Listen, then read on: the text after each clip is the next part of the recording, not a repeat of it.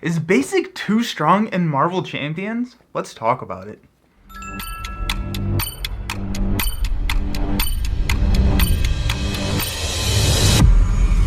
Hello and welcome to Nelson All Over Cards. My name's Nelson and today we are talking about some of the things I've been saying over the last couple of weeks. I also had a stream where we did an all basic deck that is basic in Marvel Champions too strong. And this video is going to kind of dive into what I meant by some of those comments and then talk through why I said them, some of the fixes, and if it matters. So let's talk about it. We had a discussion on Discord after I streamed. I don't think that video is actually out yet. It will be posted on YouTube here in a couple of days or so. But about this discussion that we were having on that stream, that we were running all basic decks just to kind of show that basic is very, very strong. So basic cards are those great cards that can be used in any deck, meaning that it's flexible. So typically when you're building a Marvel Champions deck, you're picking one of the aspects: aggression, justice, leadership, or protection, and then you can put in any number of the basic cards, those great cards. Now, the gray cards are good because they are flexible, right? They can shore up weaknesses or get placed into decks to patch a hole, right? So if you're running aggression, that's all about damage. If there's something that you needed that your hero kit doesn't provide, you can use basic in order to flex into that. And the initial trend, like in the core box, is that there were going to be cards that cost more for what they did. They're going to be less efficient cards. The aspect cards were going to be better, more bang for your buck. One example of this is Ironheart versus Maria Hill. Ironheart is the basic card. She is a 2-cost ally that whenever you play her, you get to draw a card. Maria Hill is the leadership. Maria Hill's way better. 2-cost, blue card. Whenever she enters play, so anytime you get her onto the table, everyone gets to draw a card. She's also got a little bit higher thwart potential. So, gray card, objectively worse than blue card. Now that is stat-wise. Ironheart is objectively worse than Maria Hill in her stats. However, one can argue that Ironheart is better than Maria Hill because you can play Ironheart when you're playing aggression, when you're playing justice, or when you're playing protection. So it gives you the flexibility. One of the ways that they initially enforced this is that in the core set, the aspect cards were cheaper because of the power of cards, or the power of justice, power of leadership, power of aggression, and power of protection. These are cards that are basically doubles, so they produce 2 wild resources for that aspect. So if you had a power of leadership, you could use 1 power of leadership, generate 2 wild resources to pay for Maria Hill. There was not a double of or a power in all of us as there is today, and so that was a way to artificially inflate the cost of the great cards. Now you still have the doubles, and it worked that if you drew a double, if you drew a strength, you could use a strength to pay for Ironheart. You could use a strength to pay for Maria Hill. But the likelihood of having a double and the aspect card in your hand was increased because you effectively had 2 extra doubles for those aspect cards in your deck. Now the power in all of us leveled the playing field when it was printed for Wasp, and that was still okay. I think that the power in all of us was an okay printing at that time because at that time the gray cards were still on average less powerful than their aspect counterparts. Like Haymaker is less damage per cost than Uppercut. No argument there, right? However, now as the card pool expands, we're getting gray cards that are better. Now, I'm not necessarily talking about events.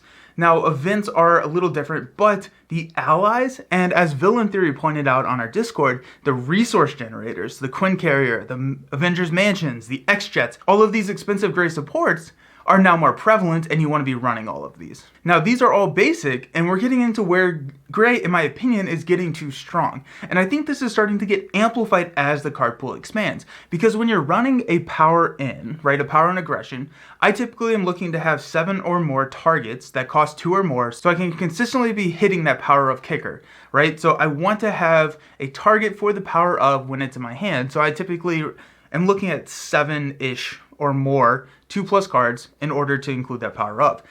When our card pool was smaller, we had less targets for power in all of us, meaning that we didn't necessarily always run it. So if we only had 4 gray cards that cost more than 2, we're probably not running power in all of us. But as we're getting more and more awesome gray cards, the power in all of us is a little bit easier to play because If we have a mansion, we have a Quinn carrier, we have these allies. Now we're quickly starting to approach that 7 threshold, and it makes it easier to add more expensive gray cards into our deck, especially because we have the safety net that is the Power in All of Us. So while your cost curve was kind of artificially managed or hindered because you had less cards that the Power in All of Us could affect, it kind of balanced itself out because you're not running all of these supports, all of these allies that are so very good because there weren't just enough of them to make it useful. Now that we are, approaching, if you're looking at a Colossus deck, right, you're probably looking at wanting to include at least 5, right, between the X-Jet, the allies, etc., etc. If you're at 5, it makes it very easy to add 2 more, maybe a mansion, and maybe another ally or an Ironheart, and hit that threshold for the Power in All of Us, making it just way easier, and then you lean away from your aspect. Because if your cost curve is high in basic, you want your cost curve to be lower in your aspect so that you don't have to pay for everything. Now, I say all this, and I think gray is still the worst aspect. If we considered basic and aspect, it would still be the bottom of the tier. It does not outperform any of the other ones. But just because it's the worst does not, to me, make it not too strong.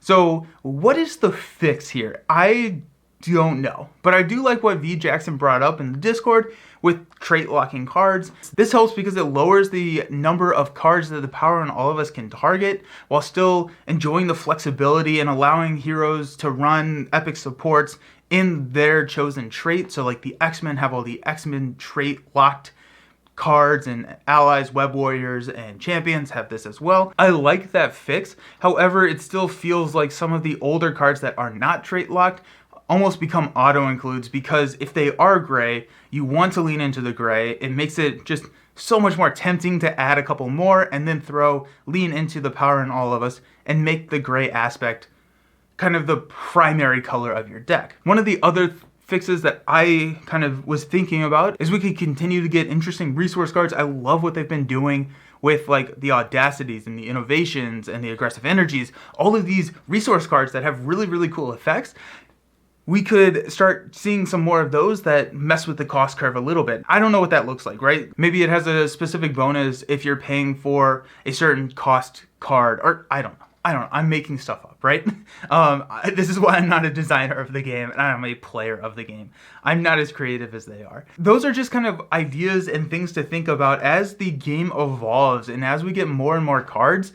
How are we, or I guess how is the game going to balance itself out around some of these incredibly strong gray cards? Because I do think gray is a very important part of the game, right? I don't want the X-Jet to be locked into one aspect. I want to be able to use the X-Jet no matter what aspect I'm running with the X-Men. I'm happy that it's trait locked. I'm happy with what it does, but because it's a 3-cost gray card, it makes me want to run higher cost gray cards to reduce the cost curve by being able to add in the Power of All of Us. So I like gray cards. I just don't necessarily know what the future looks like, and I'm curious to see what it is. What's fantastic about this game is it's a co-op game. You can literally play however you want, and so when I say gray is too good, that's just me talking, right? I don't need to play with the Power in All of Us. That's absolutely fine. I can take that card out of my collection and be happy, right? That's fine. I can also just lean into the aspects and not run a lot of those gray allies or whatever. That's fine. I love this game, right? I'm really happy with where it is. I just wanted to kind of talk about it just because I think it's an interesting discussion. So no slam on the designers or on anything. I'm happy with it. I just think it's fun to talk about. So what do you think? Do you think that gray is too strong? Do you think that gray is OP? Do you think that it's stronger than it should be? What are some of the fixes that you think could go into that could go into it? Let me know in the comments or join the Discord. Love talking about this kind of stuff with you all. It burns my brain. It's just a really fun topic for me to think about, and I like conversing with you all about it. If you enjoy this content, I do a lot of Marvel Champion stuff, so go ahead and give the video a like and subscribe to the channel so you can see more of it. Thank you all for hanging out. Hope you have a fantastic rest of your day, and I'll see you around. Peace.